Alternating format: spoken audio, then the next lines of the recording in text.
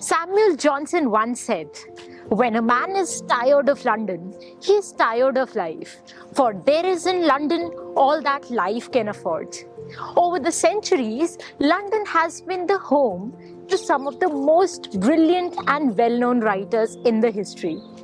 It is a wonderful experience to walk down the streets of London and remember how London has been the inspiration behind countless poems.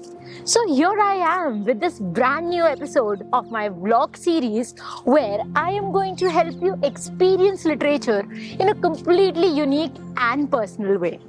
While in London, what can be more heart-touching than passing by houses of famous writers or ordering a drink in a pub where a literary genius must have penned down their classic work?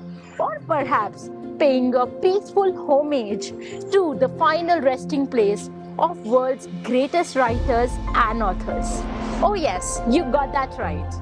Today, I am going to take you to one such literary landmark, a place that has not just been used as the wedding venue for royal weddings, but is also a coronation location and a burial site for 3,300 prominent British officials like Prime Minister, monarch, statesmen, scientists, and of course, British authors. And it is none other than the Westminster Abbey, designated as a UNESCO World Heritage Site. While taking you through Westminster Abbey, and also I'm going to take you through the famous Poets Corner, where rests the grave of the famous poet who is not just widely considered to be the father of English literature, but is also the greatest poet of the Middle Ages, our beloved Geoffrey Chaucer. Also, you will find the graves of various other authors like Charles Dickens and Rudyard Kipling. What you see behind me is the Westminster Abbey. It's an iconic landmark that is an absolute must-visit attraction in London. It is the most historic church in the English-speaking world. Westminster Abbey has a very long and rich history. To begin with, let me give you some quick historic facts. Westminster Abbey dates back to the 10th century, when it is said that a local fisherman on the River Thames had a vision of St. Peter, and he found a church that became home to a community of monks. King Edward the Confessor wanted to build a place for his tomb, and he decided to use this monastery and build a larger church dedicated to St. Peter the Apostle. This was the first church in England, and it was built in the Romanesque style. Only 1 week after the construction of this church was completed, King Edward passed away, and he was buried in the abbey.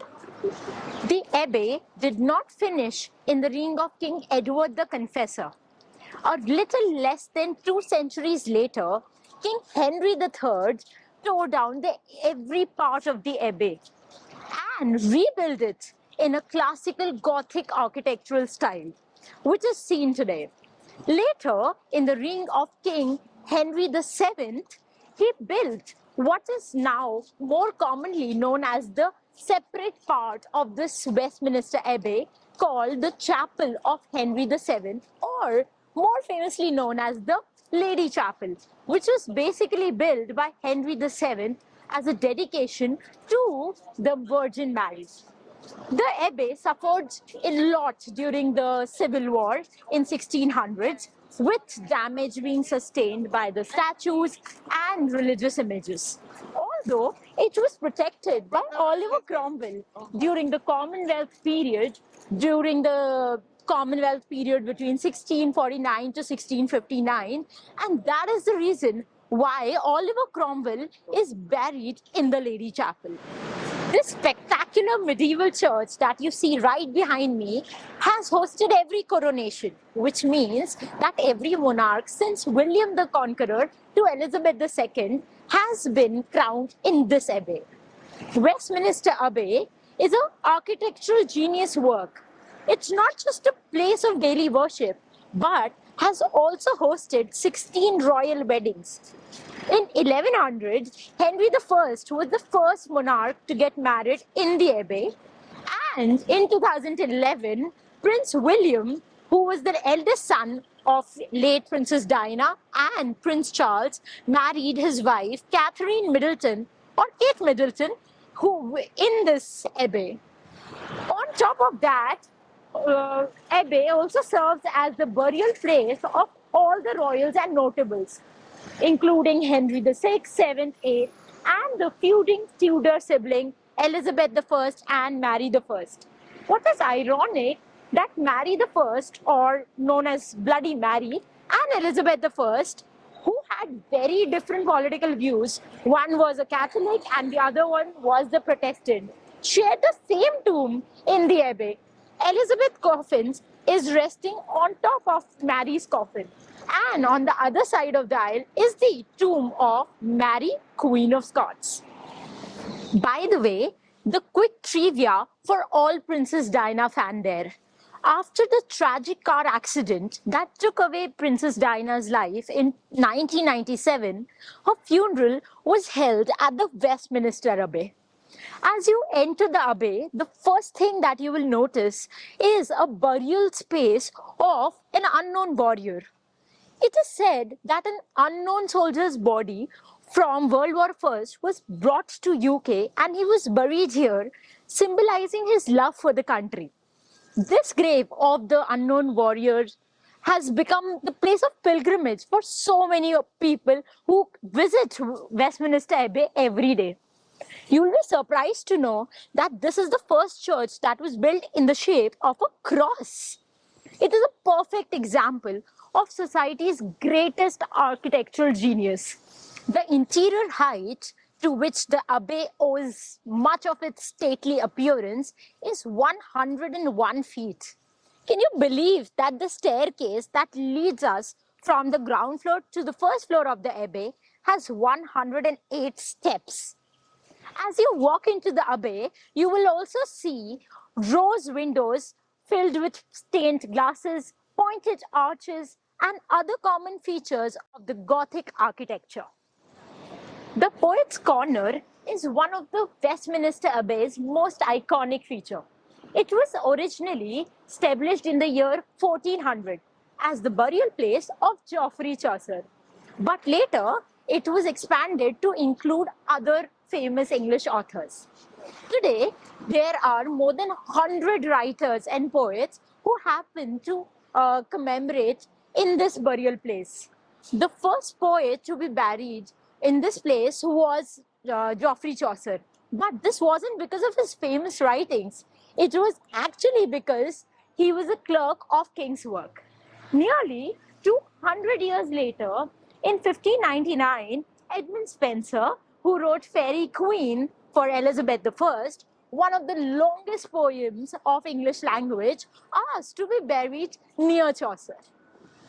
A tradition was then born, and over the years, this corner of the abbey has become the final resting place for some of the country's most esteemed authors, poets, and playwrights. Notable writers who were laid to rest in the corner include Charles Dickens, Thomas Hardy, and our very own Rudyard Kipling. Meanwhile, there are also memorials of other great literary giants who weren't buried here but has been given their due respect in the Poets' Corner. The list includes William Shakespeare, Bronte sisters, Lewis Carroll, Jane Austen, Shelley, and Keats. You will also find floor stones of famous Victorian authors like J.M. Hopkins, D.H. Lawrence, Lord Macaulay, George Eliot, Dylan Thomas, Robert Browning, and our beloved Alfred Lord Tennyson. Not just the Victorians were glorified, but this place paid due homage to the modern and postmodern writers as well. You will find floor stones of T.S. Eliot, Philip Larkin, and W.H. Auden. By the way, Westminster Abbey is the place where you will find the gravestone of all poet laureates. The tradition was started by Ben Jonson, who was the first official poet laureate and the only person who was buried in an upright position in the Westminster Abbey. You will find gravestones of Ben Jonson in the north aisle of the Westminster Abbey with the famous inscription, O rare Ben Jonson. Apart from authors and poets, some actors and clergymen are also buried here, along with the very famous musician George Frederick Handel. By the way, talking about the famous British legends, we cannot miss out the ones who have contributed immensely into the world of science. Isaac Newton, Stephen Hawking, and Charles Darwin are some of those names that will catch your attention in the Scientist Corner at the Westminster Abbey. These scientists who were buried here made incredible contribution to our understanding of the world around us. You might wonder why Charles Darwin was buried here. He must be an atheist, as through his work, Evolution of Species, he made people question God. But not a lot of people know that he was a firm believer in God. And early in his life, he was getting himself trained to get ordained. But it was his daughter's death that actually led him to question his own faith. Another great person that you will find in the graves is Robert Stephenson. Now, he was known as the greatest engineer of the 19th century. He is buried in the central part of the Scientist Corner. Comment below if you know what this guy is famous for.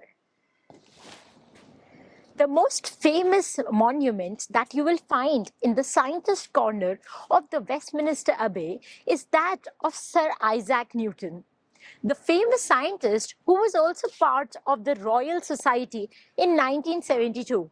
By the way, UGC NET aspirants, comment below if you know all other British writers who were a part of Royal Society. Talking about Sir Isaac Newton, he was a graduate of Cambridge University.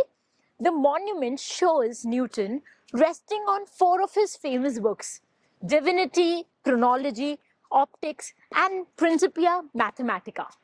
There is also a globe over him with a zodiacal sign graved on it, and an allegory of astronomy sitting on top of it. In the middle of the picture, you will also see a representation of the heliocentric universe, where you have Sun on the left and then all the other planets on the right till Saturn, because उस time पे Saturn के आगे के planets discover ही नहीं हुए थे. People did not know that there were Uranus and Neptune also existing in the solar system. You will also find image of a reflexive telescope that was invented by this genius. There is also a furnace representing his inclination towards alchemy, and a collection of coins that depict that he was the master of the Royal Mint. That means that he was printing money for the country. With that note, we end our tour of the Westminster Abbey, which is indeed a textbook in stone of the British history. And that is the reason why it is a highly popular tourist attraction. If you like this video, then please show your love in the comment section below, and do let me know what did you think about the video. That's it from my side for this video lecture. I'll meet you very soon in the next video lecture. Till the time we meet next, happy learning, keep loving literature, and stay tuned to arpitakarwa.com.